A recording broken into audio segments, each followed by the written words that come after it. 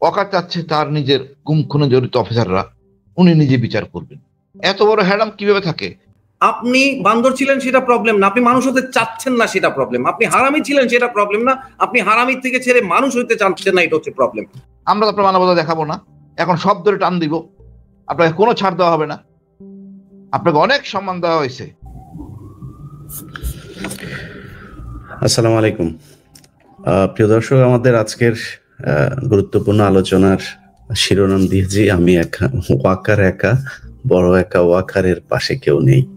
আমাদের আলোচনার মূল বিষয়টা হবে হচ্ছে যে সেনাবাহিনীর যেই অপতৎপরতা, দেশ বিরোধী, রাষ্ট্র বিরোধী, ভারতের পক্ষে, শেখ হাসিনার পক্ষে তাদের যে অবস্থান, ডক্টর ইউনূসের সরকারকে বারবার বিতর্কিত করতে নানান অসহযোগিতামূলক যেই কার্যকলাপ তারা করে যাচ্ছে, সেটার ব্যাপারেই আমাদের আজকের আলোচনা। আমরা আলোচনায় প্রথমেই কর্নেল হাসিনুর রহমান বীর প্রতীক আপনার কাছে যেতে চাই। স্যার, আপনি বলবেন যে আমাদের আজকে যেই সেনাবাহিনীর প্রতি যেই মানুষের ক্ষোভ আমরা আজকে সমাবেশে দেখেছি, আপনি নিজেও ক্ষোভ প্রকাশ করেছেন। আপনার মতো একজন দেশপ্রেমিক, আপনাকেও সেনাবাহিনীর বিরুদ্ধে কথা বলতে হচ্ছে। সেনাবাহিনী কেন এত বিপদে যাচ্ছে? উপস্থিত সবাই আসসালামু আলাইকুম। এমন একটা বিব্রত অবস্থায় আসি আসলে সত্যিকার অর্থে। আজকে যাওয়ার পর বুঝলাম জনগণ কি বলে, আমি অকাতকে সেটা বুঝে না। আমার সত্যি লজ্জা লাগতেছিল। দেখেন, প্রথম থেকেই অকারের আচরণগুলি সন্দেহজনক ছিল। আমরা এটা মনে করছি ঠিক আছে, একটা সে তো আওয়ামী লীগ কর্তৃক নিয়োজিত, আত্মীয় একটু ভুল ত্রুটি হইতে পারে, বাট যখন রাষ্ট্রের দর্শনের সাথে দ্বিমত হয়ে যায়, জনগণের প্রত্যাশার সাথে যখন দ্বিমত হয়, তখন তো এটা ক্ষমা সুন্দরভাবে দেখা কায়দা নেই। দেখেন, আমাদের সেনাবাহিনীর প্রধান সাবেক ইকবাল করিম ভূঁইয়া সম্বন্ধে অনেকের অনেক কিছু থাকতে পারে। আমার কাছে সেটা আমি ওনাকে অন্যভাবে দেখি, আমি ওনাকে অন্যভাবে সেইভাবেই বলি। উনি একটা সুন্দর একটা ফেসবুকে একটা স্ট্যাটাস দিচ্ছেন, পরিষ্কার করে যে জিনিসটা আমাদের চাওয়া পাওয়া তাই বলছেন। কিছু অফিসারের জন্য তো সেনাবাহিনী ধ্বংস হইতে পারে না। আমি ইলিয়াস ভাই আপনাকে বলি, যে যেইভাবে বলুক, ওকার চাচ্ছে তার নিজের গুম খুনে জড়িত অফিসাররা উনি নিজে বিচার করবেন। আমার কথা হলো, সেনাবাহিনী কিসের ক্ষমতা আছে? অবশ্যই নাই। এই গুমের যে আইনটা, সেটা ব্রিটিশ আমলের আইন, এটাকে আবার সুন্দর করে নতুন করে রাষ্ট্রীয় বাহিনী কোনো গুম করে নাই, ব্রিটিশ কোনো চিন্তা করে নাই, ব্রিটিশ এই আইনটা আনে নাই। আনছে গুম, হয়তো সন্ত্রাসী কার্যক্রমের জন্য গুম, তার দণ্ড ছিল 7 বছর। কিন্তু সেনাবাহিনী না, এই সশস্ত্র বাহিনী বা শৃঙ্খলা বাহিনী, সরকারি বাহিনী গুম করে, এটা তো আসলে ব্রিটিশদের ভাবেও নাই। যাই হোক, এখন সুন্দর একটা আইন হয়েছে, এখানে যেন ওয়াকারের আপত্তি আছে। এখন সে আপত্তি থাকতে পারে। আমার কথা হলো, আপনারাই তো হাসিনাকে ফ্যাসিস্ট বানাইছেন। এই সেনাপ্রধান যারা ছিলেন, মানে মেরুদণ্ডহীন সেনাবাহিনীর সেনাপ্রধান, মূলত ডিজিএফআই, এনএসআই, এটা কি অন্য বাহিনীর লোক ছিল? সেনাবাহিনীর লোক। যে যেভাবে ইনিয়ে মিনিয়ে বলুক, কোনো কায়দা নাই। সেনাবাহিনীর প্রশ্রয়ে এই হাসিনা ফ্যাসিস্ট হয়েছে। এবং দেখেন, এরপরে যে 4 নম্বর কেউ থাকে, সেটা হলো গিয়া আপনার IGP prison, Dhaka DMP commission. এই 5 জনই মূলত হাসিনাকে ফ্যাসিস্ট বানাইছে। এরা তো এই ফ্যাসিস্টের কোনো স্কোপ ছিল না। আপনারা তো কেউ বাধা দেন নাই তাকে। তাও আমি বাদ দিলাম। যখন আমি 22 সালে আয়না করার কথা বললাম, ডিজিএফের ভিতরে আছেন জেনারেল ওয়াকার, সেনাবাহিনীর জেনারেল ছিলেন না? উনি কেন প্রতিবাদ করেন নাই? এতগুলি জেনারেল, সব কটার জেলে পাঠানো উচিত, দণ্ড হওয়া উচিত, কেন তারা প্রতিবাদ করে নাই? কর্নেল হাসিন বলতেছে ঘটনা সত্য না মিথ্যা যাচাই করি। কেউ কি বলছেন? কেউ তো বলেন নাই। এখন দণ্ড আপনাকে উপভোগ করতে হবে। এত অনৈতিক কর্মকাণ্ড করছেন আপনারা, ভাবতে পারেন আপনারা হলে আপনি কি করতেন? আপনার বাচ্চার কষ্ট, আপনার কষ্ট একবার চিন্তা করেন। এর চেয়েও জঘন্য কাজ আপনারা করছেন এই হাসিনাকে বাঁচায় রাখার জন্য। আপনি সেই প্রেম এখনো বজায় রাখছেন। আমি মনে করবো জেনারেল ওয়াকার সেই প্রেম, ভারত প্রীতি এখনো বজায় রাখছেন। আমাদের জনগণ সেটা মানে না। আমি হাসিন মানি না, আমাদের সাথে কেউ মানবে না। বাংলাদেশি লোক এখন ভারতের আধিপত্য মুক্ত বাংলাদেশ চাই। আমাদের দেশ হবে আমাদের মতো করে। আওয়ামী প্রেম এই দেশে চলবে না। একটা ঘটনা, উনি একবার এখানে যাচ্ছেন, সেখানে যাচ্ছেন, ওই দেন দরবার। আরে তুমি ভাই সেনাবাহিনী প্রধান, তুমি থাকবা ক্যান্টনমেন্টে, আপনি চলে যাচ্ছেন ঢাকেশ্বরী মন্দিরে, 3 বাহিনী নিয়ে প্রধান যাচ্ছেন ঢাকেশ্বরী মন্দিরে জীবন কানাই দাসের নেতৃত্বে। এটা কি আমরা চাই নাকি আমার সেনা প্রধান ঢাকেশ্বরী মন্দিরে যাবে? এটা তো কাম্য না। কোনো মাদারা যাবেন তাও কাম্য না। আপনি রাজনীতি করতে চাচ্ছেন, আমাদের মনে আতঙ্ক জাগে এইসব বিষয়ে। তারপরে দেখেন একের পর এক বিতর্ক, আমাদের প্রমোশন বোর্ড নিয়ে একটা বোর্ড বানালে প্রজ্ঞাপন, সম্পূর্ণ তার সাথে বিতর্ক, উনি মানতে যাচ্ছেন এই বোর্ড। এত বড় হ্যাডাম কিভাবে থাকে? ইলিয়াস ভাই আপনার মনে আছে কিনা জানি না, বিএনপির সময় একজন আইজিপি, তাকে কিন্তু দণ্ড দিয়ে জাস্ট পানিশমেন্ট দেওয়া হয়েছিল 2000 টাকা, স্বপরিণতভাবে ডেকে আনা হয়েছিল, ওই ট্রাফিক সালাম দেয় নাই, তাকে কিন্তু 2000 টাকা ফাইনের জন্য তাকে বেরিয়ে যেতে হয়েছে। ওনারা ভুলে দেন আইন কানুন। যে কোনো বিচারপতি ডাক দেন যদি অকারকে, জেনারেল ওয়াকারকে আসেন, কিভাবে আপনার হাসিনা বাংলাদেশ থেকে চলে গেল আপনাদের সশস্ত্র বাহিনীর বিমানে করে, উত্তর দেন। কি উত্তর দিবেন? একজন জেনারেল সাথে গেছিল নামায় দিয়া ডিজিএসএফ নাজমুল, হ্যাঁ নাজমুল, তাকে নামায় দিয়ে চলে আসে। মানে কত মহব্বত, প্রেম। এই প্রেম থেকে বাইরে তো সময় লাগবে, এখন এদেরকে দেখার সময় নাই। 1 বছরে ওনারা সংস্কার করতে পারেন নাই, মনের মধ্যে চেতনা চেঞ্জ করতে পারেন নাই। আমি অনুরোধ করবো ইলিয়াস ভাই, ওনারা সব জেনারেলরা হলি কোরআন ধরে শপথ করবেন, আমরা রাষ্ট্রের জন্য থাকবো, দেশের জন্য থাকবো না। আমরা আওয়ামী লীগকে তালাক দিলাম, ভারতকে তালাক দিলাম, আমরা দেশের জন্য নিবেদিত। এছাড়া আমি এদেরকে বিশ্বাস করি না। ডক্টর ইউনূস যদি অতি উদার হন, আপনার প্রয়োজনীয় ব্যবস্থা গ্রহণ করেন। আপনার কমান্ডের সাথে চ্যালেঞ্জ করতেছেন জেনারেল ওয়াকার আমাদের ক্ষতিগ্রস্ত প্রজ্ঞাপন নিয়ে। আপনি যদি হ্যাডম থাকলে কিছু করেন না, ছেড়ে দেন ক্ষমতা, someone will take over. But এইভাবে তো দেশ চলতে পারে না। আমি এটা পরিষ্কার বলতে চাই ইলিয়াস ভাই, কয়েকজন জেনারেল ছাড়া ওয়াকারের সাথে বা ব্রিগেডিয়ার কয়েকজন অসৎ তার সাথে আছে, জুনিয়র অফিসাররা নাই। এবং ভুল করবেন, আপনাকে আমরা কৃতজ্ঞতা জানাই, আপনি বিপ্লবের সাথে ছিলেন। বাট আপনি মনে করাই দেই, 18 তারিখ সেনাবাহিনী ডিপ্লয় হয়েছে, এরপর তো গুলি কিন্তু 3 তারিখ পর্যন্ত চালাইছেন। এই লোকগুলি দায়বদ্ধ আপনাকে জন্য অপরাধী। কিভাবে আপনার মাথার মধ্যে আসলো হাসিনাকে রক্ষা করার জন্য আপনারা হেলিকপ্টার ব্যবহার করবেন? হোক র্যাবের হেলিকপ্টার, ওটা আপনার অধীনস্থ, এভিয়েশন আর আর্মির আন্ডারে, মেজর বাকি ছিল ওখানে। কিভাবে আপনারা চিন্তা করলেন নিরীহ জনগণের গায়ে গুলি ছুড়বেন? কিভাবে চিন্তা করলেন এপিসি থেকে গুলি করা হবে? কেন আপনি 71 মাউন্টেন ব্রিগেড, 71 মেকানাইজ ব্রিগেডকে নিয়ে আসলেন যাত্রাবাড়ি এলাকায়? এই মানবতা নাই? আমরা তো আপনার মানবতা দেখাবো না, এখন সব ধরে টান দিব, আপনাকে কোনো ছাড় দেওয়া হবে না। আপনাকে অনেক সম্মান দেওয়া হয়েছে, বিপ্লবের অংশ হিসেবে নেওয়া হয়েছে। আমি এই কথা অনেকবার ইউনিভার্সিটি বলছি, আমাদের বিপ্লবের অংশীদার হলো সেনাবাহিনী, গর্বের সেনাবাহিনী। মানে আপনার আচরণ দেখাচ্ছে যে আপনি ভারত প্রেমী। আমি লজ্জিত আসলে ইলিয়াস ভাই, আমাদের অনেক জেনারেল, একটা জেনারেল কথা বলে না। এই একমাত্র জেনারেল ইকবাল করিম ভুইয়া কথা বললেন, বাকি সব ঘুমাচ্ছে। ওনারও দায়িত্ব আছে, ওনারা টকশো আসতে পারেন, কথা বলতে পারেন যে আসলে কি করণীয়, কি করানো উচিত না। ওনার দুইটা হ্যালো বলতে পারেন, অকার এটা করো না, তাও করেন না। আমি ধন্যবাদ জানাই ইকবাল করিম ভুইয়াকে, উনি অন্ততপক্ষে একটা সুন্দর একটা ফেসবুক স্ট্যাটাস দিয়ে উনি ওনার অবস্থান পরিষ্কার করছেন। আমি কৃতজ্ঞ। জি কর্নেল, আমার ধন্যবাদ আপনাকে ভাই।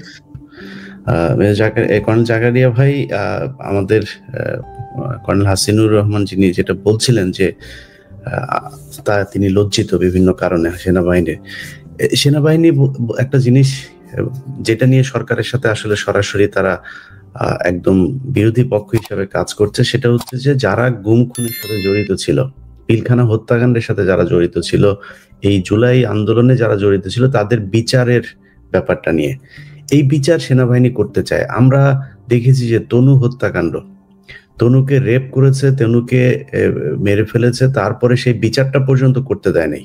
একজন পুলিশের এএসপি তখন তাকে সেখান থেকে তিনি কেন সেটা তদন্ত করতে চান, কেন জিজ্ঞাসাবাদ, সিআইডি প্রধান বলেছেন যে জিজ্ঞাসাবাদের জন্য তাদেরকে আনা হোক।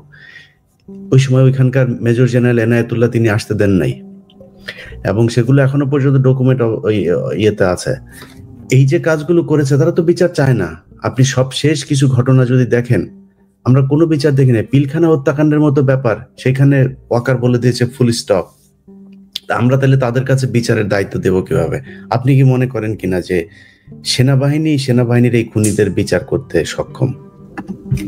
হাসিন এবং মেজর জামাল হায়দার, তাদেরকে অভিনন্দন এবং আপনার দর্শকদের ধন্যবাদ এবং সবাইকে সালাম। আসসালামু আলাইকুম।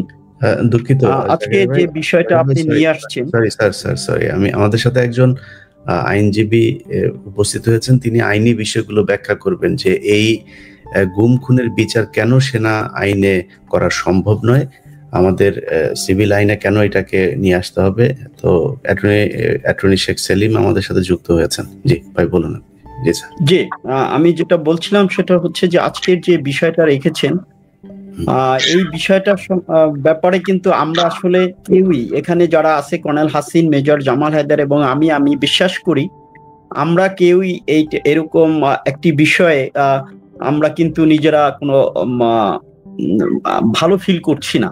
এটা আমাদের কাছে খুবই আনএক্সপেক্টেড। আমরা 5ই আগস্টে সেনাবাহিনীর ভূমিকা আমরা যে সম্মান পেয়েছিলাম জনগণের থেকে, এবং আমরা যে সম্মানটা আমরা গত ফ্যাসিস্ট সরকারের 15 বছরের সেনাবাহিনীর বিভিন্ন কর্মকাণ্ডের, সেনাবাহিনীর কিছু ব্যক্তি বিশেষের কর্মকাণ্ডে যেটা আমরা হারিয়ে ফেলেছিলাম, 5ই আগস্টে সেটা আমরা ফিরে পাই। এবং তারপরে কিন্তু একটা এক্সপেক্টেড ছিল আমাদের সবার কাছে, এবং আমাদের মাননীয় সেনাবাহিনী প্রধান জেনারেল ওয়াকার উনি কিন্তু 5ই আগস্টের পরপরই 5ই আগস্টই উনি বলেছেন এবং পরেও বলেছেন যে আমি দায়িত্ব নিলাম, আপনারা আমার উপর নির্ভর করতে পারেন, ভরসা করতে পারেন, আমি দায়িত্ব নিলাম, আপনাদের নিরাপত্তার দায়িত্ব নিলাম পুরো বাংলাদেশের। এই বক্তব্য উনি দিয়েছিলেন। তখন কিন্তু আমরা অত্যন্ত গর্ব ফিল করেছিলাম নিজেদেরকে যে না, আমরা ইনশাআল্লাহ এখন থেকে অতীতে যা ঘটেছে, ফ্যাসিস্ট সরকার যেটা করেছে সেটা ইটস ওভার।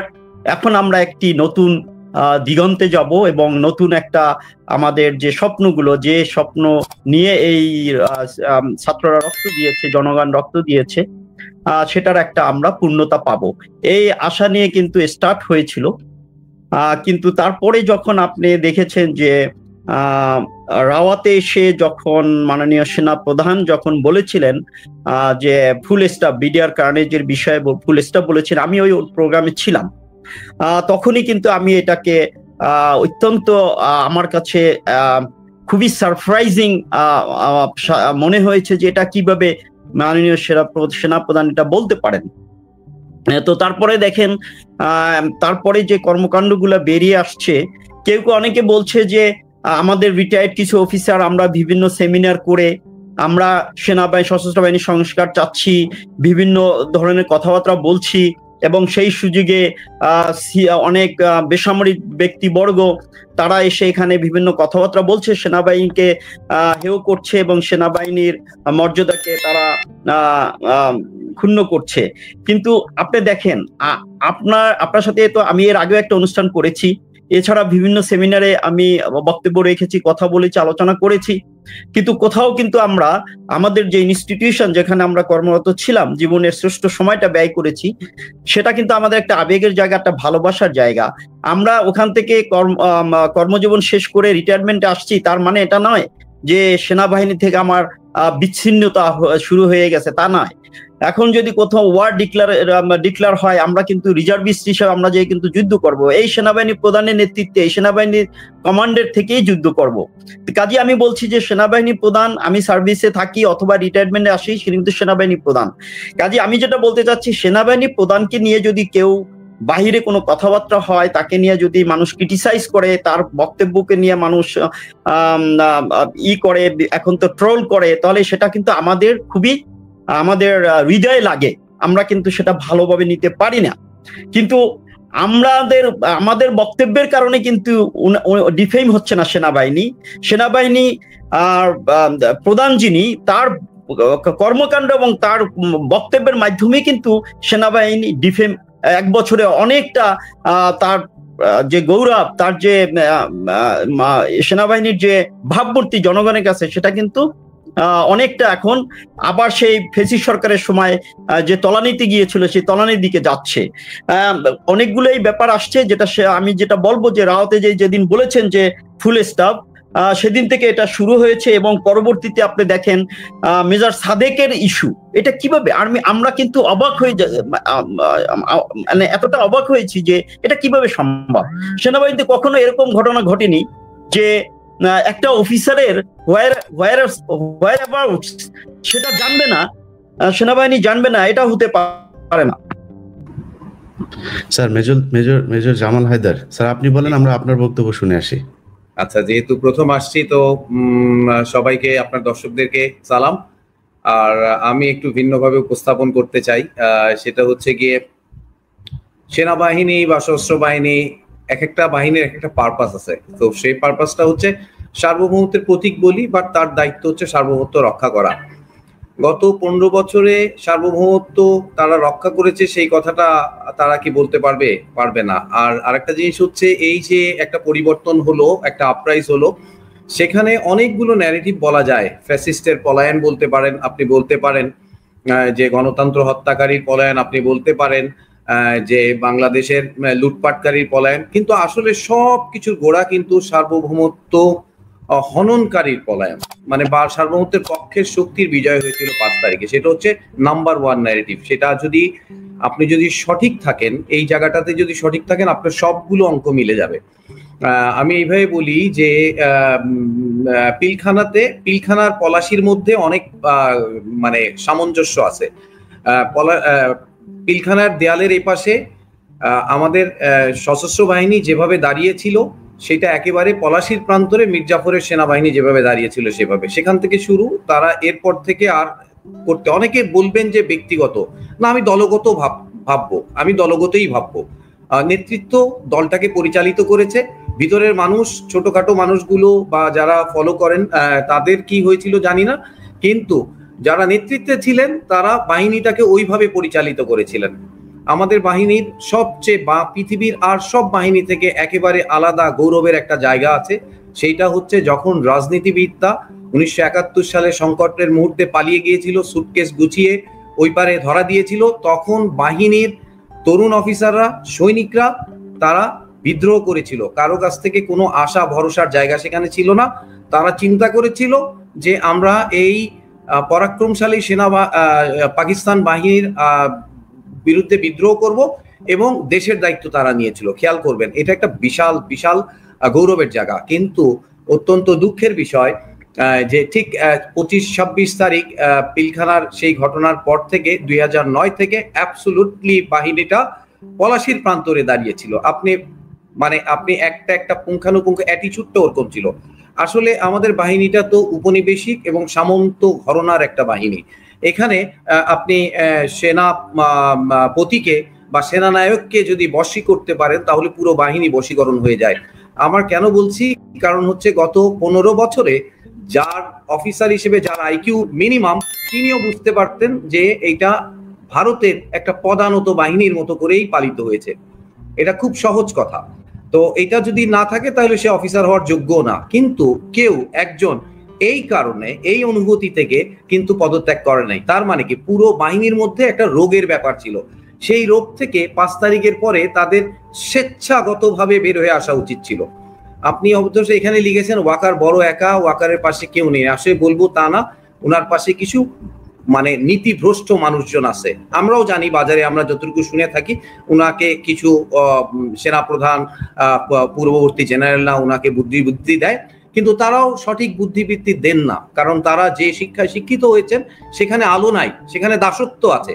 সেখানে কোনটার আলো নেই? আমি বাংলাদেশ একটা রক্ত স্নাত স্বাধীনতা অর্জনকারী দেশ, সেই দেশের সেনাবাহিনী হবে একেবারে অন্য রকমের, পিপলস সেনাবাহিনী হবে। তা না, তারা প্রফেশনালিজমের কথা বলেছে, তার আড়ালে বশত্ব এবং দাসত্ব এবং এক ব্যক্তির দাসত্ব, একটা দলের দাসত্ব এবং অন্য দেশের দাসত্ব, শত্রুর দাসত্ব কায়েম করেছে। এটার পুঙ্খানুপুঙ্খ রূপে প্রমাণ আছে। এই উচিত ছিল 5 তারিখের পরে 6-7 যখন স্টেবল হলো, তখন নিজেরা একটা সেমিনার করা, নিজেরা আমার মনে হয় যে ব্রেনস্টর্মিং করা, কেন আমরা 15 বছর এরকম ছিলাম। ছোট ছোট বাচ্চাদের, কিশোর তরুণদের বুঝে যেটা আসলো, যে সেটা ওরা বুঝতে পারলো না। তারা তো সরকার থেকে, কেউ কিন্তু বাড়ি থেকে বন্দুক আনে নাই, কেউ অস্ত্র বাড়ি থেকে নিয়ে গিয়ে, যেমন একটা শ্রমিক কাস্তে নিয়ে গিয়ে সকালবেলা রুজি করে, এখানের বন্দুকটা কিন্তু সরকারের টাকায় বা জনগণের টাকায় দেয়া। সেই বন্দুক হাতে নিয়ে আপনি যদি পাওয়ারফুল হবেন, সেই বন্দুক হাতে থাকার কারণে আপনি যদি নুরুকে আঘাত করে ফেলেন, তাহলে তো আসলে প্রবলেমটা আপনার, বন্দুকের তো বেশি প্রবলেম নাই, আপনার বুঝে প্রবলেম। আপনাকে যে বড় বড় শিক্ষা প্রতিষ্ঠানে শেখানো হয়েছে, সেই জায়গাটাতে আলো দেয় নাই আপনাকে কোনোভাবেই। আপনার বোঝা উচিত ছিল, আমি সার্বভৌমত্বের বিপক্ষের শক্তি থেকে আমি পক্ষের শক্তিতে দাঁড়ানোর একটা সুযোগ পেয়েছি। জনগণ কেউই ভারতকে মেনে নিচ্ছে না। তাহলে আমাদের উচিত ছিল এই 55 জন 60 জন তারা 3 দিন দরজা বন্ধ করে নিয়ে বোঝা উচিত ছিল কেন আমরা 16 বছর এরকম করেছিলাম। সেই জিনিসটা করা হয় নাই। সেই জিনিসটা করেছে এমন কোনো রেকর্ড নাই। তাহলে তাদের কার্যকরণে গত 11 মাস বা 13 মাসের কার্যকরণে এমন কোনো জিনিস নাই যেটাতে বোঝা যাচ্ছে যে আগের যে রিজিম ছিল সেইটা সে চেঞ্জ করেছে, সেটা সে পরিবর্তিত হয়েছে, সে অনুধাবন করেছে, সে রেকটিফাই হয়েছে, সেরকম কিন্তু কিছু নাই। সে এখন কোনো মতে কি করছে, প্রথমে প্রিটেন্ড করার চেষ্টা করছে যে হ্যাঁ আমি ঠিকই আছি, 2-1 জনের প্রবলেম। নো, জিয়ার মতো খুনি সে চলে গেছে এই প্লেন থেকে। এই আজকে যারা এই বিপ্লবের পক্ষে সক্রিয় ছিল, ইমরান কাজল, তারপরে হচ্ছে গিয়ে মেজর রেজা, তারপর ইফতেখার, ফিরোজ ইফতেখার, এরা প্লেন থেকে টেনে নামিয়ে নিয়েছে। সে মেজর কর্নেল মুস্তাফিজ স্যারও ওই আমেরিকা থেকে এটাতে যুক্ত ছিলেন। কিন্তু দুঃখের বিষয়, বাহিনীর উচিত ছিল না এই ধরনের দাগী মানুষগুলোকে সাথে সাথে অ্যারেস্ট করে ফেলা। কেন? প্রেমটা কোথায়? আসলে আজকে আপনার কাছে বন্দুক আছে, কিন্তু ইতিহাস তো যেদিন আপনাকে নিয়ে আলোচনা করবেন সেদিন বন্দুক থাকবে না। প্রায় বলা হয় যে এই পাবলিক প্লেসে আপনি মিলিটারি নিয়ে কথা বলছেন, এটাতে ক্ষতি হচ্ছে মিলিটারির। মোটেও না, আপনি অনুধাবন করতে পারছেন না। সবচেয়ে দুঃখের বিষয় হচ্ছে আপনি বান্দর ছিলেন সেটা প্রবলেম না, আপনি মানুষ হতে চাচ্ছেন না সেটা প্রবলেম। আপনি হারামি ছিলেন সেটা প্রবলেম না, আপনি হারামির থেকে ছেড়ে মানুষ হতে চাচ্ছেন না, এটা হচ্ছে প্রবলেম। আপনি অনেক কর্ম, আমি অলরেডি সোশ্যাল মিডিয়ায় বলি যে 1001টা কারণ আছে, চাইলে আমার থেকে জেনে নিতে পারে। আমি লিখে দিব 1001টা কারণে বাহিনীর সংস্কার দরকার। সেই সংস্কারটা হবে নির্মোহ এবং কঠোরতম। আদারওয়াইজ এই গরিব দেশের এরকম একটা পাণ্ড, আমি বলবো যে বর্বর একটা প্রতিবেশীর গেলে আমার সার্বভৌমত্ব রাখা খুব কঠিন। জনাব অ্যাটর্নি শেখ সেলিম, আপনার কাছে আমাদের প্রশ্ন হচ্ছে যে যেই বিচারের কথা বলা হচ্ছে, গুম খুনের, এই বিচার সেনা আইনে কি করা সম্ভব কিনা? আমাদের যেই সিভিলিয়ান কিল হয়েছে এই দেশে সেনাবাহিনীর হাতে, সেই বিচার কিভাবে সেনাবাহিনী করবে? থ্যাংক ইউ ইলিয়াস ভাই, এবং থ্যাংক ইউ। সেনাবাহিনীর অফিসারদের যারা কোর্ট মার্শালের জাজ হয়, ওনাদেরকে এই যে complex crime, seriously complex crime, দেশি বিদেশি নেটওয়ার্ক, সেনাবাহিনী officer, evidence act, criminal procedure code এবং পেনাল কোড, এইগুলো অ্যাপ্লাই করে কি ওনাদের সেই অ্যাডিকুয়েট সাপোর্ট আছে? আমি তো মনে করি নাই সেনা অফিসারদের। আপনারা দেখে থাকবেন যে খুব ডিস্টিংগুইশ জাজেরা জাজমেন্ট দেয়, বিচার করে, আবার আপিলে যে উল্টে যায়, সুপ্রিম কোর্টের অ্যাপিলেট ডিভিশনে যে উল্টে যায়। সেনাবাহিনীর অফিসারদেরকে এইটা আছে, সে মনে করলো যে এইটা বোধহয় সেনাপ্রধানের একটা ষড়যন্ত্র, এবং সেটা হতে পারে। আমি যা মনে করি, যেমন ধরেন ডিসঅ্যাপিয়ারেন্স, ফোর্সড ডিসঅ্যাপিয়ারেন্স তো বাংলাদেশে আইনের কোনো নাই। ফোর্সড ডিসঅ্যাপিয়ারেন্সের নামে কোনো অপরাধ নাই। সেটা যদিও সাবসিকুয়েন্টলি অ্যাডাপ্ট করা হয়েছে, অথবা একটা অর্ডিন্যান্স ইন দ্য মেকিং, কিন্তু সেখানে প্রবলেম কনস্টিটিউশনাল প্রবলেম। আপনি পোস্ট ফ্যাক্টো ল দিয়ে আগে যে অপরাধ হয়ে গেছে প্রিডেটেড অফেন্সের বিচার করতে পারেন, এটা আনকনস্টিটিউশনাল। তার কারণ হলো অফেন্ডারের নোটিশ ছিল না এটা অপরাধ। তো সেক্ষেত্রে সেনাবাহিনী একটা যেন বিচার করে, দায় সারা বিচার করে ছেড়ে দিলে আপনাদের কিছু করার নাই, কারোর কিছু করার নাই। তার কারণ সেনা আইনের সেকশন 96-এ বলা আছে, যদি সেনাবাহিনীর আদালতে কারোর বিচার হয়, সেইটা আর মানে পুনরায় বিচার করা যাবে না। এইটা আর পুনরায় বিচার করা যাবে না বাংলাদেশের কোন কোর্টে। therefore they will go scot free।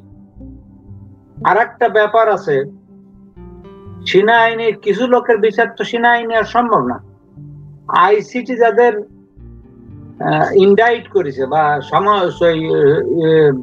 Warrant জারি করেছে, তাদের বিচার আইসিটিতেই হইতে হবে। তার কারণ আপনি যদি এই সেনা আইনের সেকশন 94 পড়েন, এখানে কনকারেন্ট জুরিসডিকশন আছে অফেন্সে, সেনা সদরের, এই মানে সেনাবাহিনীর এবং সিভিল কোর্টের। 95-এ যে আবার বলছে, যদি সিভিল কোর্ট কগনিজেন্স নিয়ে থাকে তাইলে সেইখানেই বিচার হবে। তারা অর্ডার দিতে পারে অমুক নিয়ারেস্ট ম্যাজিস্ট্রেটের কাছে সারেন্ডার করো, অথবা গভর্নমেন্টের কাছে রেফারেন্স চাইতে পারে। দ্যাট মিনস সিনা আইনে ওই বিচার আর করা যাচ্ছে না, সেক্ষেত্রে সিভিল কোর্টে বিচার হইতে হবে। এখন আসি ডিসঅ্যাপিয়ারেন্স যদি কোনো ল না থাকে, ফোর্স ডিসঅ্যাপিয়ারেন্স গুমের, কিন্তু বাংলাদেশের পেনাল কোডে অনেক কাভারেজ আছে। এই লোকটারে যে ধরে নিয়ে গেল, এটা কি তার মতের অনুযায়ী গেছে? No, this is an abduction and kidnapping for further crime. এখন কাউরে অ্যাবডাকশন করে যারা ফিরে আসে নাই তারা তো মারা গেছে, তো অ্যাবডাকশনের পরে সেটা মার্ডারে যাবে। যারা কিডন্যাপ করে নিয়ে গেছে, আনলফুল ইমপ্রিজন করে আয়না ঘরে রাখছে, সেটা তো টর্চার হয়েছে, বিভিন্ন ধরনের অত্যাচার হয়েছে, আপ টু দ্য মার্ডার। এই সব বিচার ওইভাবে করা যাবে, ওইভাবে আমাদের পেনাল কোডে বলা আছে।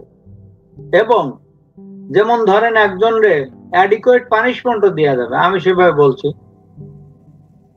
কাউকে যদি কাস্টডিতে মারপিট করে একদিন, তার পরের দিন করলে এই দুইটা অপরাধ হলো, তো it will be a separate count, আর সেপারেট কাউন্টে ইচ কাউন্টে সেম পানিশমেন্ট দেওয়া যায়।